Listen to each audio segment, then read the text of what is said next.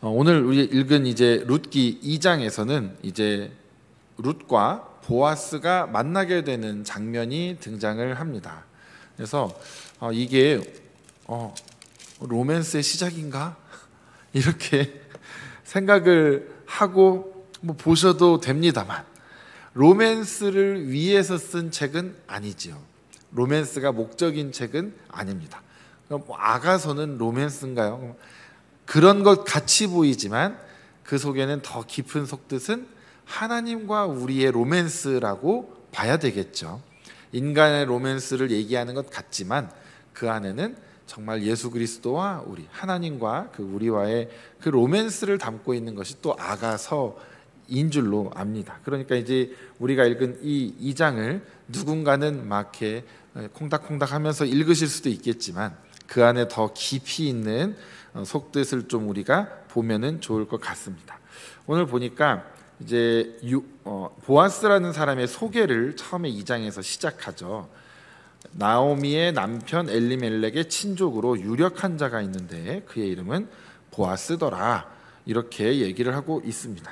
그래서 갑자기 이 사람 얘기가 한번 탁 던져놓고 이제 또 스토리가 시작을 하죠. 룻이 나오미에게 이르되, 근데 룻의 앞에 항상 붙는 얘기가 모압 여인 룻, 아직은 이스라엘의 어떤 회중에 들어오지 못한 모습이죠. 모압 여인 룻이 나오미에게 이르되, 누가 보면 시어머니와 며느리 관계인지도 모르겠습니다. 이렇게 표현을 일부러 하는 것 같죠. 내가 이제 가서 이삭을 죽겠습니다. 그러니까 왜냐하면 아무 일거리도 없고 재산도 없고 지금 거의 빈털터리일 텐데 이렇게 있으면 우리 굶어 죽지 않겠습니까? 제가 나가서 뭐라도 좀 해보겠습니다. 이제 이런 의미인 것이죠. 근데 이때가 어느 때냐? 바로 지금 절기에서 약간 전, 그러니까 오순절 때입니다. 맥추절 그 즈음. 그래서 이스라엘 절기로 하자면, 그래서 오늘날 우리로 하자면 6월, 7월 정도, 그때쯤이 됩니다. 그래서 그때 나가면 이제 막 추수를 하는 때이니까 이제 가서 제가 좀 이삭을 죽겠습니다. 이렇게 이제 룻이 시어머니에게 말을 하고 나섭니다. 나서서 가다 보니까 우연히 어느 밭에 이르게 됐는데 그 밭이 보아스가 주인으로 있는 그런 밭이었다라는 것이죠.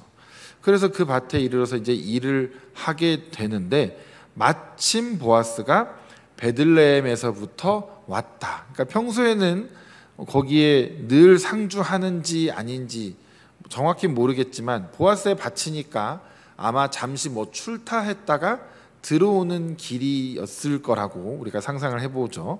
이제 그리고 나서 이제 보아스가 막 오자마자 이렇게 이야기를 하죠.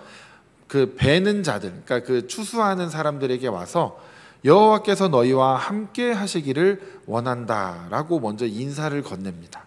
그러니까 이들이 대답하죠. 여호와께서 당신에게 복 주시기를 원하나이다. 우리도 만날 때 이렇게 좀 인사하면 좋겠습니다. 안녕하세요. 식사하셨어요? 우리 한국식 인사, 그죠? 진지 잡수셨습니까? 이렇게 우리 인사하는데 우리 믿는 자들끼리는 샬롬 이렇게 하셔도 괜찮고, 평안을 빈다라는 말 자체니까, 아니면 안녕하세요 하고 진지한 눈빛으로 오늘도 하나님께서 집사님의 권사님에게 복을 주시기를 원합니다. 혹은 함께 하시기를 원합니다. 이렇게 하면 뭐라고 받아야 되죠? 네, 감사합니다. 이렇게 혼자만 받으시면 안 되고 답을 드려야 되죠.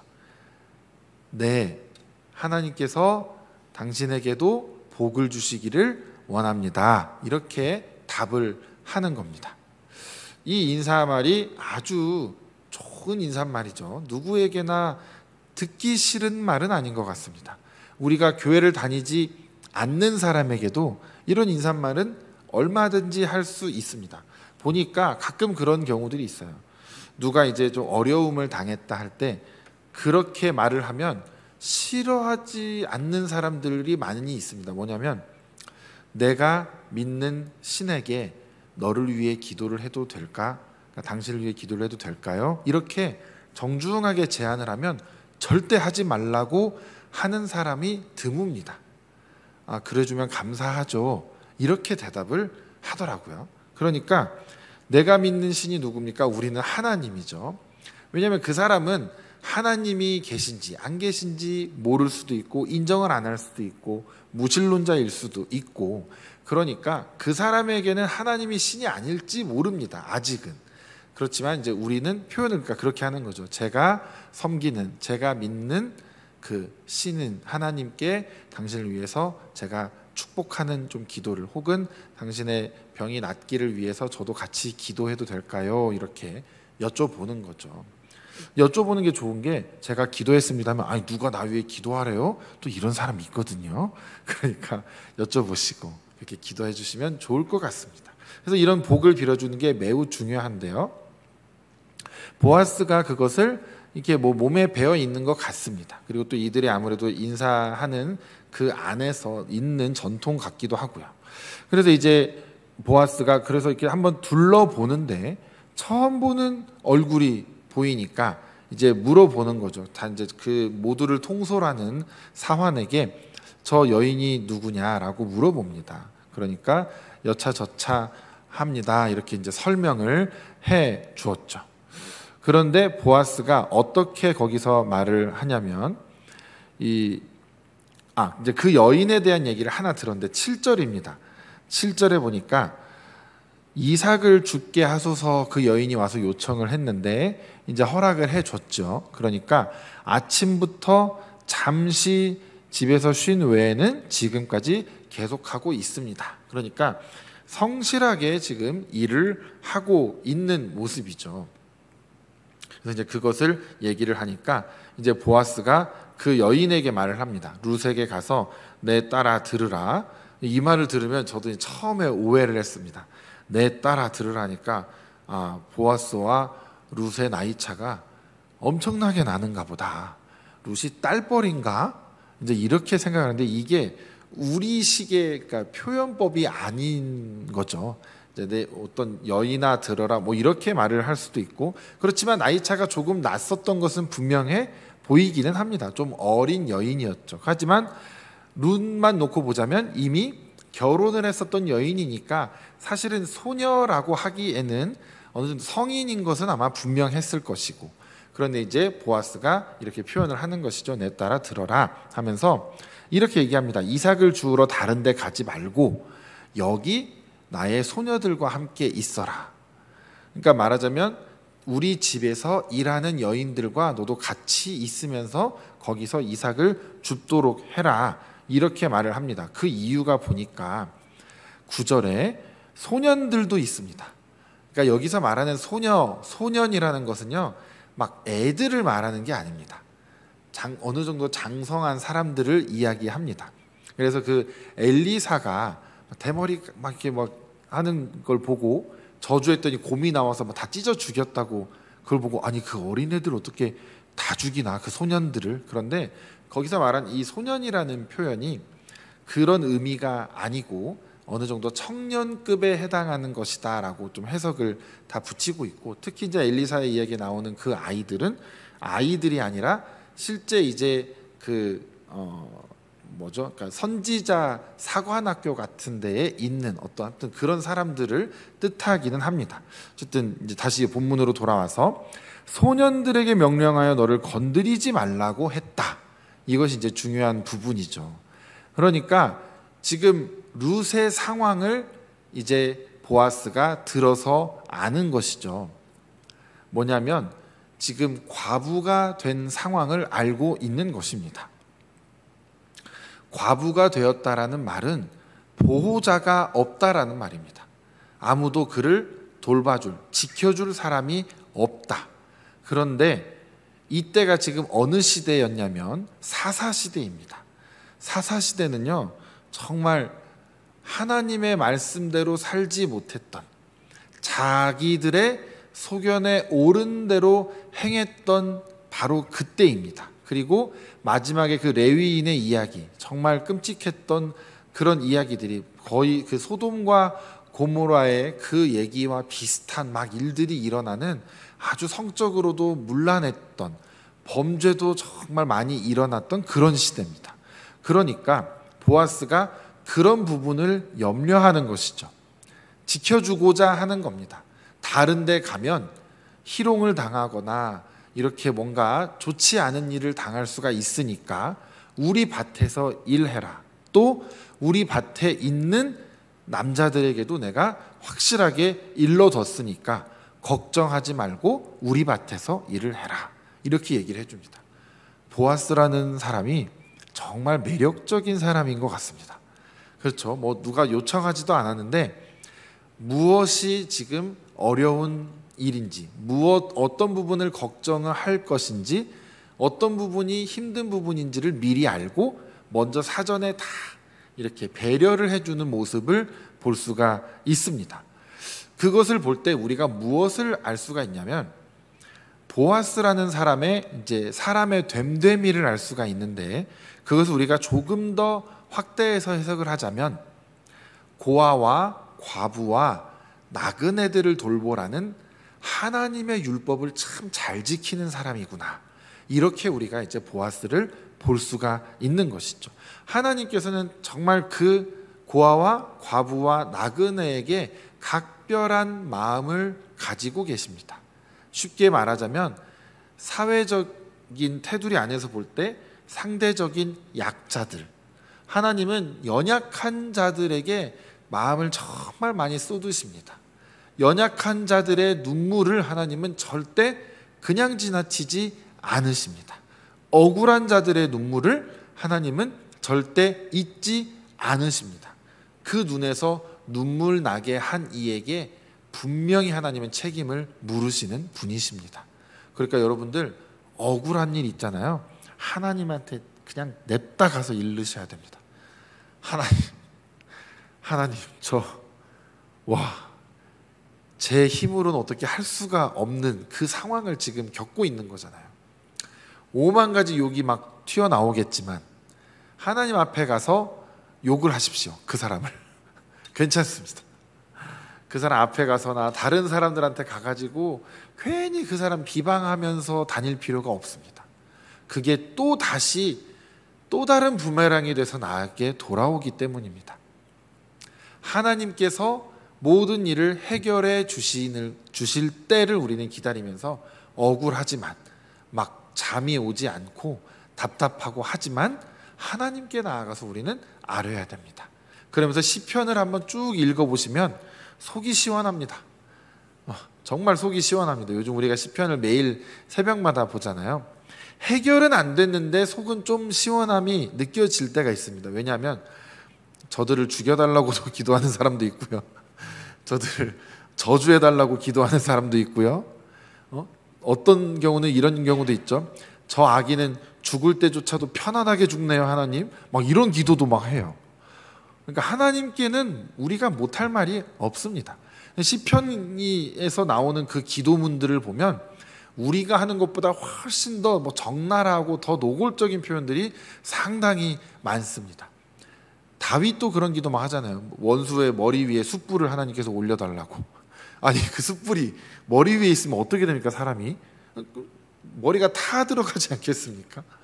그런 것들 우리가 하나님 앞에서는 뭐든지 아뢰 수 있는 것. 왜요? 억울한 사람의 기도를 하나님은 들으시기 때문입니다. 연약한 자의 기도를 들으시기 때문이죠. 지금 이제 룻이 그런 상황에 처했습니다. 나오미도 그렇고 룻도 그런 상황인데, 이 나오미가 자신의 이름은 원래 기쁨 이런 내용인데 자신의 이름을 그렇게 부르지 말아달라고 얘기를 하잖아요. 자기는 지금 저주 가운데 놓여 있다라고 얘기를 하지 않습니까? 그런데 오늘 내용을 쭉 보면은 룻이 그 저주 가운데 있는 나오미의 삶 속으로 들어오게 되면서 룻이 그 나오미의 삶이 저주로 끝날 뻔하였던 그 삶을 축복의 삶으로 바꿔나가는 모습이 점차 그려져 나가지는 게 이 룻기의 내용입니다. 물론 룻이 자기 힘으로 하는 게 아니죠.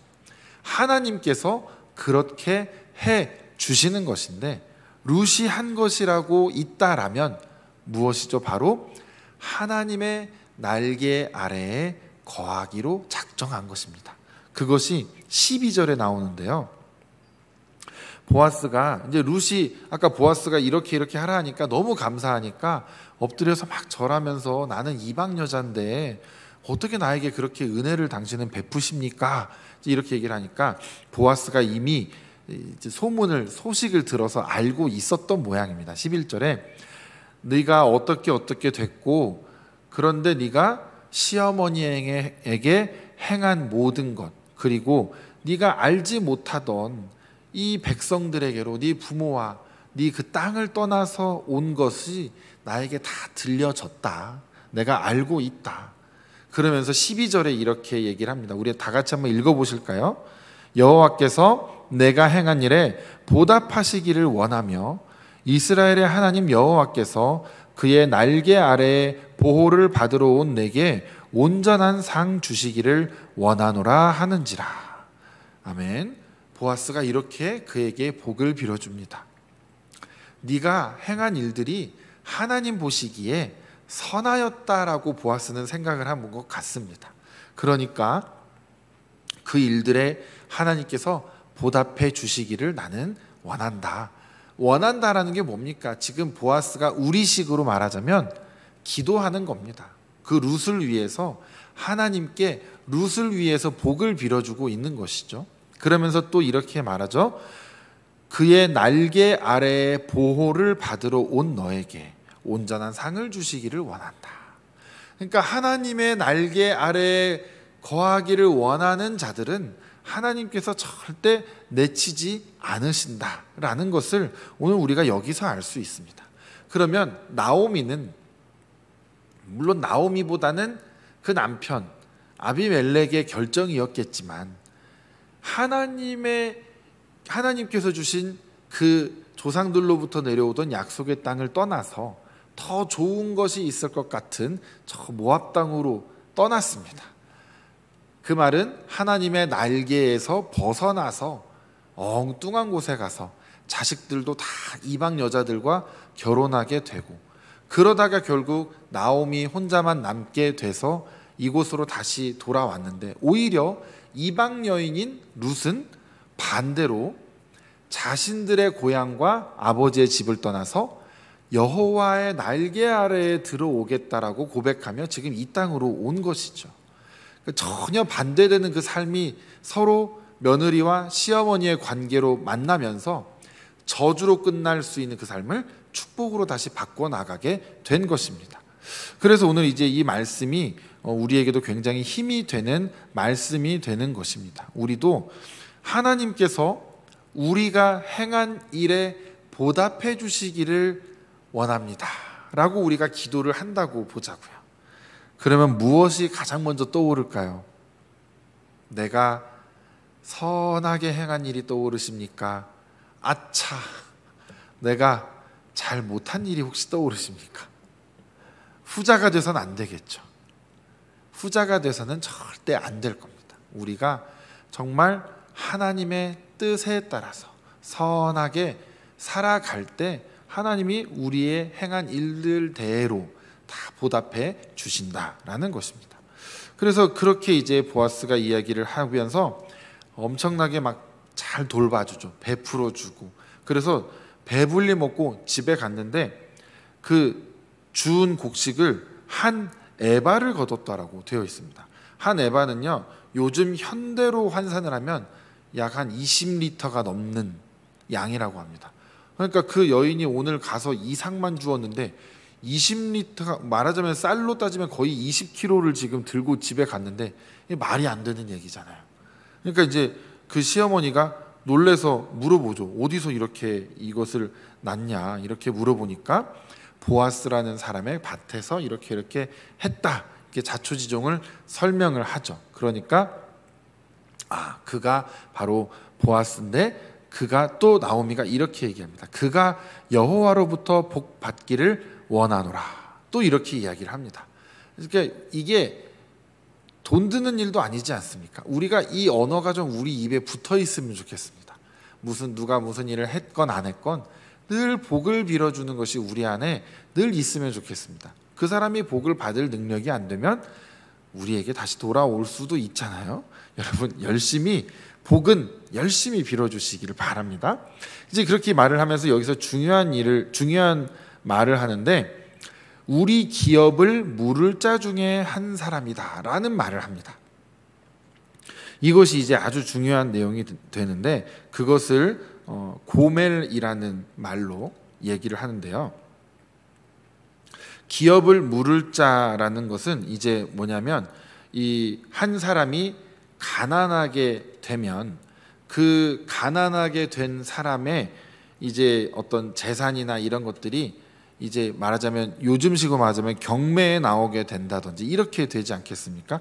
혹은 누구한테 넘어가 버린다면 그것을 가장 가까운 친인척이 그것을 다시 사서 그에게 돌려주는, 그래서 기업을 무르게 된다라는 그런 게 이스라엘 법에 있습니다. 그러니까 그것이 그 친인척 중에서는 누군가 해야 되는데, 가까운 친인척일수록 그 순서가 다 정해져 있습니다.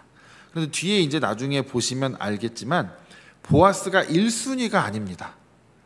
누군가가 원래 그것을 해야 되는데 자기는 하지 않겠다라고 거절을 합니다.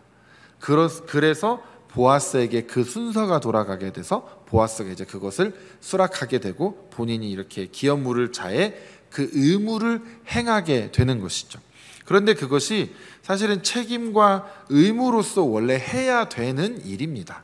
그러니까 그것을 거부하는 것은 원래 하면 안 되는 건데, 사람들이 이것을 왜 거부를 하냐? 자기한테 손해가 되기 때문에, 나에게 손해되는 일이기 때문에 나는 빠지겠습니다, 이렇게 얘기를 하는 거죠. 그런데 그게 손해가 될지 안 될지 정말 근시안적인 눈으로 보았기 때문에 이게 손해가 될 거라고 생각해서 하지 않는데, 길게 볼 수 있는 눈이 만약에 있다라면, 그죠? 내가 이 룻이라는 여인을, 그 나오미를 내가 도와줘서 했다라면 그 집안이 다윗의 조상이 될 수도 있었을 텐데 그게 보아스에게로 넘어가게 되었다라는 것이죠. 그러니까 이게, 그리고 또 이렇게도 생각해 볼 수 있습니다. 내가 기업 물을 자의 의무를 잘 감당을 했는데 나중에 내가 도움을 받아야 될 날이 언젠가 또 올 수가 있습니다. 그때 나를 도와줄 사람은 그 사람밖에 없거든요. 그러니까 우리가 서로 도우면서 내 것이 지금은 좀 손해보는 것 같지만 도와야 할 사람을 우리가 외면하게 되면요, 우리도 누군가에게서 분명히 외면받을 때가 올 것이다. 예수님은 그것을 이렇게 표현하시죠. 땅에서 매이면 하늘에서도 매인다. 땅에서 풀면 하늘에서도 풀린다. 그러니까 우리가 항상 누군가를 도울 수 있을 때 열심히 최선을 다해서 도와야 하는 이유들이 하나님께서 그것을 원하시기 때문이다라는 것이죠. 보아스는 그대로 살아갔던 자입니다. 룻도 마찬가지입니다. 룻이 하나님을 알던 자는 아니었지만 그 시어머니의 하나님, 그 하나님을 이제 나의 하나님으로 여기고 살아가겠습니다 하면서 본인이 할 수 있는 도리를 다 하면서 성실하게 살아가고 있습니다. 그래서 그가 선하게 행동한 것을 보고 보아스가 하나님이 그대로 갚아주시기를 원한다고 한, 그래서 하나님의 말씀을, 율법을, 계명을 지키면서 살아가는 보아스와 이방 여인이었지만 하나님의 뜻대로 살아가고자 온 그 여인의 만남이 절대 예사로운 만남이 아니다라는 것입니다. 왜냐하면 사사시대이기 때문입니다. 누구도 하나님의 말씀대로 살아가지 않는 것이 당연하던 그 시대에 하나님의 말씀을 철저하게 지키며 살아가던 자가 있었고, 비록 이스라엘 사람들은 지키지 않았지만, 레위 지파마저도 지키지 않았지만, 오히려 이방 민족이었던 한 여인이 이스라엘의 회중에 들어오면서 오히려 하나님을 나의 하나님으로 섬기겠노라고 고백하면서 들어온 그 여인이 하나님의 말씀을 지키면서 살았던 그 한 남자를 만나게 되는 이 만남이 절대 우연이 아니다라는 것이죠. 그런데 오늘 읽은 우리가 3절에 보면요, 우연히 엘리멜렉의 친족 보아스에게 속한 밭에 이르렀다라고 되어 있습니다. 우리의 눈으로 볼 때는 우연일지 모르겠으나 하나님의 입장에서 보실 때는 하나님의 계획 가운데 있는 일이었을 수 있겠구나. 우리는 이렇게도 또 생각해 볼 수가 있겠죠. 그래서 이 둘의 만남이 이제 어떤 결과를 가져올지, 하나님을 경외하며 살아가는 자들의 만남이 얼마나 선하고 아름다운 일들을 만들어내는지 우리가 그 말씀을 이 룻기를 통해서 배워나갈 수가 있는 것입니다. 그래서 우리도 내 앞에 주어진 일들에게 있어서 내가 이득을 취하는 것으로 모든 것을 선택할 것인가, 아니면 하나님의 마음이 어디를 향하고 계신지를 내가 깊이 생각하고 기도하고 헤아리면서 주님의 마음이 있는 곳으로 나는 나아갈 것인가, 우리가 오늘도 그것을 잘 생각하면서 또 기도하면서 결정하시고 그 결정대로 우리가 최선을 다해 살아가는 그런 우리가 되시기를 주님의 이름으로 축복합니다. 주님 감사합니다. 오늘 룻기 2장을 통하여서 우리가 보아스와 룻의 만남을 함께 보았습니다. 이 만남과 또 이 안에서 일어나는 모든 일들 가운데 하나님의 섭리하심이 어떻게 일어나고 있는지 우리가 들여다보게 하시고, 우리가 우리 앞에 놓여진 모든 일들을 해석하고 그 일들을 결정하고 그 일들을 행하여 나갈 때 늘 나의 어떤 이득과 나의 이익에만 따르는 것이 아니라 정말 하나님께서 어디를 바라보고 계시는지 우리가 그곳을 함께 바라보며 하나님의 마음을 우리 마음에 허락해 달라고, 하나님의 뜻을 우리에게 가르쳐 달라고 우리가 그렇게 기도하면서 결정을 내리며 살아가는 우리가 될 수 있도록 주여 인도하여 주시옵소서. 감사드리며 거룩하신 예수님의 이름으로 기도드렸습니다. 아멘.